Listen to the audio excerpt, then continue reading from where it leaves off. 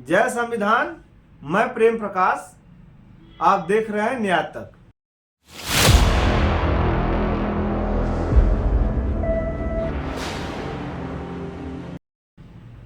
आज बाबा साहब डॉक्टर भीमराव अंबेडकर का परिनिर्वाण दिवस है। बाबा साहब को सादर नमन करते हुए उनके सपनों को साकार करने वाले, उनके विचारों को मानने वाले सभी को उनसे प्रेरणा लेना है कि बाबा के सपनों को साकार करें। आज का दिन इस देश के लिए ऐतिहासिक दिन है कि आज का दिन बाबा साहब का परिनिर्वाण हुआ था।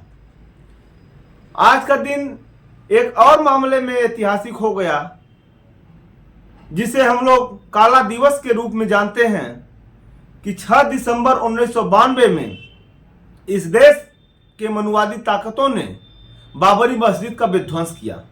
एक दिन हुई, एक तरफ जब इस देश के संविधान को मानने वाले लोग, बाबा साहब को मानने वाले लोग इस देश में परिनिर्वाण दिवस मना रहे थे, उनकी बात आम जन तक नहीं पहुंच सके और बाबा साहब का परिनिर्वाण दिवस लोग भूल जाएं, इसलिए साजिश करके उसी दिन मनुवादियों ने बाबरी मस्जिद विध्वंस किया और हिंदू मुस्लिम मंदिर मस्जिद के खेल में इस देश के लोग फंस जाएं, यह साजिश में मनुवादी कामयाब हुए।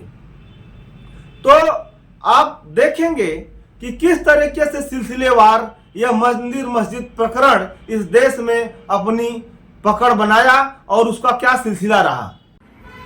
सन 1528 में मुगल बादशाह बाबर के कमांडर मीर बाकी ने बाबरी मस्जिद का निर्माण करवाया था। 1885 में संत रघुवर दास ने पहली बार विवादित स्थल के बाहर तंबू लगाने की इजाजत देने के लिए फैजाबाद जिला अदालत में अर्जी दाखिल की। न्यायालय ने इसे खारिज कर दिया था। उसके बाद से लगातार इस देश के लोगों ने आज़ादी के आंदोलन को लड़ा, लेकिन आज़ादी के आंदोलन में मनुवादी विचारधारा के लोगों का न तो कोई योगदान रहा और न ही उनकी भागीदारी रही।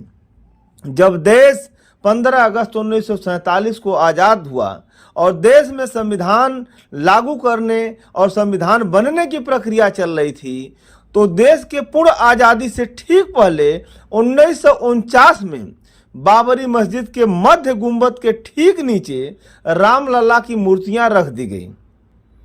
1950 में गोपाल विशारद ने लला की पूजा का अधिकार हासिल करने के लिए फैजाबाद जिला अदालत में वाद दायर किया। सन 1950 में जब देश पूर्ण रूप से आज़ाद हुआ, इस देश में पूर्ण रूप से संविधान लागू हुआ, उस समय गोपाल विशारद ने रामलला की पूजा का अधिकार हासिल करने के लिए फैजाबाद की जिला अदालत में वाद दायर किया। इस प्रकरण में एक नया मोड़ तब आया जब 1959 में निर्मोही अखाड़ा ने विवादित स्थल पर कब्जा दिलाने के आग्रह से वाद दायर किया और यहीं से आरएसएस की इस प्रकरण में डायरेक्ट एंट्री होती है। आरएसएस यहीं से अपनी नर्सरी मंदिर मस्जिद के खेल से शुरुआत करती है। सन 1961 में उत्तर प्रदेश सुन्नी सेंट्रल वक्फ बोर्ड ने विवादित स्थल पर दावे का वाद दायर किया और यहीं से मुस्लिम पक्ष का मस्जिद पर उसका दावा है, इस बात को लेकर के एक एंट्री होती है न्यायालय में।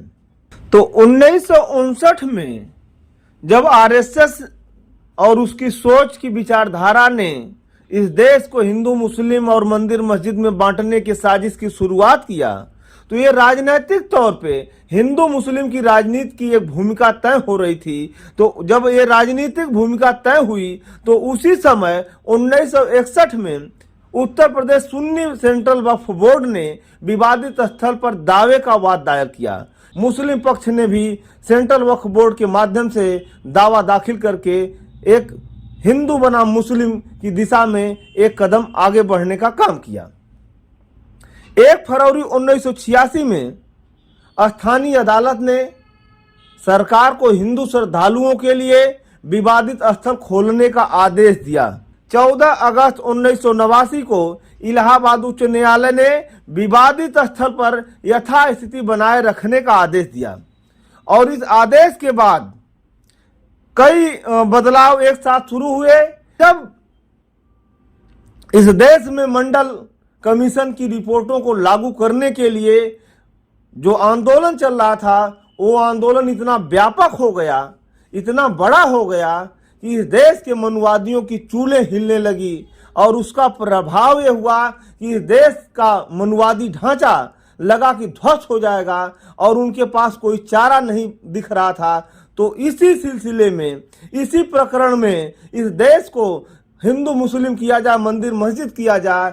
6 दिसंबर 1992 को मनुवादियों की ऐतिहासिक साजिश कामयाब हुई और 6 दिसंबर 1992 को बाबरी मस्जिद ढा दी गई। यह दिन मनुवादियों ने क्यों चुना, इसका भी एक इतिहास है। 6 दिसंबर 1992 को बाबरी मस्जिद क्यों गिराई गई, इसके पीछे एक पृष्ठभूमि है। पृष्ठभूमि यह है कि 6 दिसंबर को ही इस देश के संविधान निर्माता बाबा साहब डॉक्टर भीमराव अंबेडकर का परिनिर्माण हुआ था और जब जब इस देश में संविधान खतरे में पड़ा, तब तब इस देश के कमेरा समाज को बाबा साहब और उनका संविधान याद आया। तो इस देश में जब 6 दिसंबर आता है तो परिनिर्माण दिवस पूरे देश में बड़े पैमाने पर मनाया जाता है और उनके विचारों को, उनके सिद्धांतों को, उनके संविधान को मजबूती से लागू करने का संकल्प इस देश के संविधानवादी लोग लेते हैं और संविधान को लागू करने वाले बाबा साहब भीमराव अंबेडकर को लोग भूल जाएं, बाबरी मस्जिद के विवाद में वह दब जाए, इसलिए ही 6 दिसंबर का दिन बाबरी मस्जिद को ढहाने के लिए मनुवादियों द्वारा तय किया गया। तो आप देखेंगे कि एक तरफ इस देश का आजादी का आंदोलन चल रहा था, उस आजादी के आंदोलन से इस देश के मनुवादियों का कोई लेना देना नहीं था और इस देश के कमेरा समाज पर, इस देश के बहुसंख्यक आबादी पर मनुवादियों का वर्चस्व कैसे कायम रहे, इसके लिए वे आजादी से पहले भी साजिश करते थे और उसके लिए उन्होंने अदालत का भी दरवाजा खटखटाया।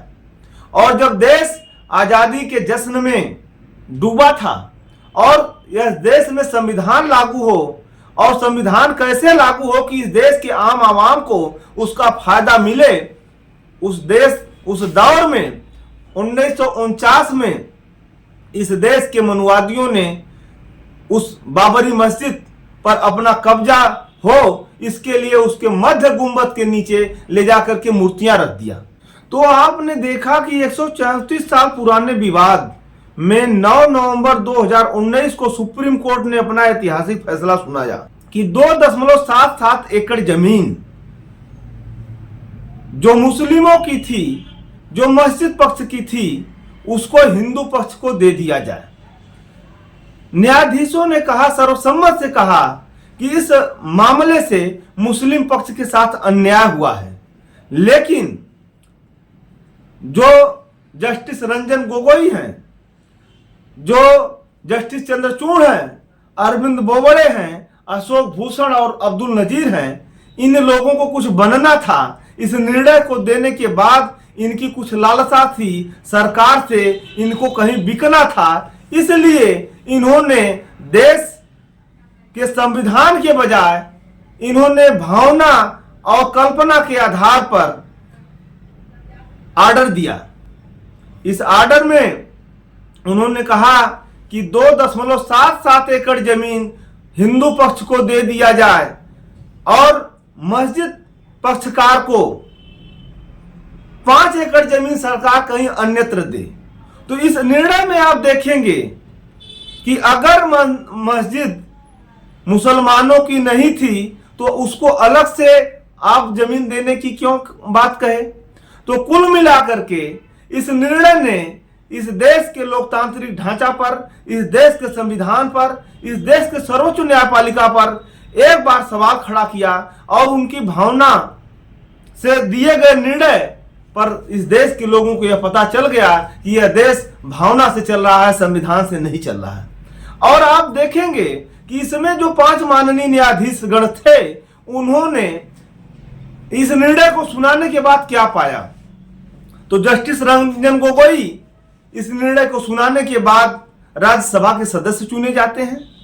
Justice Sharad Arvind Bobde 2 state university, Maharashtra national university Mumbai, Maharashtra national law university Nagpur के कुलाधिपति बनाए गए।